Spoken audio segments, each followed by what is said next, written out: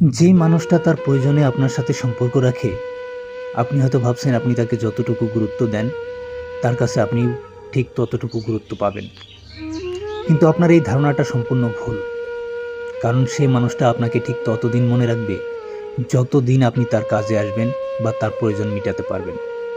যে প্রয়োজনের জন্য সে আপনার সাথে সম্পর্ক রাখে, যখন আপনি তার প্রয়োজন মিটাতে পারবেন না, আপনি তার জন্য উদার হয়ে বুক মেলে দিলেও সে আপনাকে পিঠ দেখিয়ে চলে যাবে। পৃথিবীতে এমন অসংখ্য মানুষ আছে যারা নিজের স্বার্থের জন্য সব কিছুই করতে পারে, যাদের কাছে সম্পর্কের চেয়ে তাদের প্রয়োজন বড়, যারা শুধু নিজেকে নিয়েই ভাবতে ব্যস্ত। আপনার ভালো মন্দ দেখার কোনো ইচ্ছে বা প্রয়োজন তারা মনে করে না। তাদের একটাই কথা, কার কি হলো না হলো এসব দেখে আমার লাভ নেই, আমি তো ভালো আছি। হ্যাঁ, সত্যিই তারা ভালো থাকে, কারণ তারা শুধু তাদের প্রয়োজনের জন্য আপনার সাথে সাময়িক একটা সম্পর্ক রাখে। প্রয়োজন ফুরিয়ে গেলে এই সম্পর্কটা আর থাকে না, তাই তারা সহজেই ভুলে যেতে পারে। মন খারাপ বলতে কিচ্ছু তাদের স্পর্শ করতে পারে না, আর আপনি তো স্থায়ী ভেবে সম্পর্কের এক অদ্ভুত মায়াজালে জড়িয়ে যাবেন। তাই চাইলেও আপনি খুব সহজে ভুলে যেতে পারবেন না। এই মানুষটাও এক সময়ে হয়ে উঠবে আপনার মন খারাপের কারণ।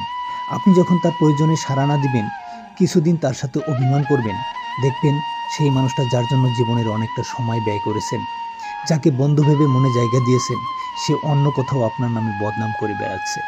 কারণ তার কাছে আপনার কোনো মূল্য নেই। যে প্রয়োজনের জন্য আপনার সাথে সম্পর্ক গড়ে উঠেছিল, সেই প্রয়োজনটার মূল্য তার কাছে আপনার চেয়ে বেশি। তাই আপনার অভিমানে তার কোনো কিচ্ছু যাবে আসবে না, কারণ আপনি তার কাছে মূল্যহীন। আপনি ঠিক ততদিন তার কাছে ভালো থাকবেন যতদিন আপনি তার প্রয়োজন মেটাতে পারবেন। একবার না বলে দেখুন, দেখবেন তার কাছে আপনি খারাপ হয়ে যাবেন। যাদের দৃষ্টিতে আপনি খুব ভালো একজন মানুষ, তাদের কাছে সে মানুষটা আপনাকে এমনভাবে উপস্থাপন করবে যেন পৃথিবীতে আপনি একজন নিকৃষ্ট মানুষ। যদি সম্পর্ক হয় প্রয়োজনের, তবে প্রয়োজন শেষ, সম্পর্কও শেষ।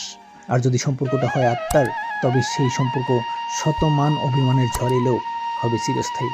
তাই বন্ধুত্ব হোক অথবা আপনজন, সম্পর্কটা হোক আত্মার।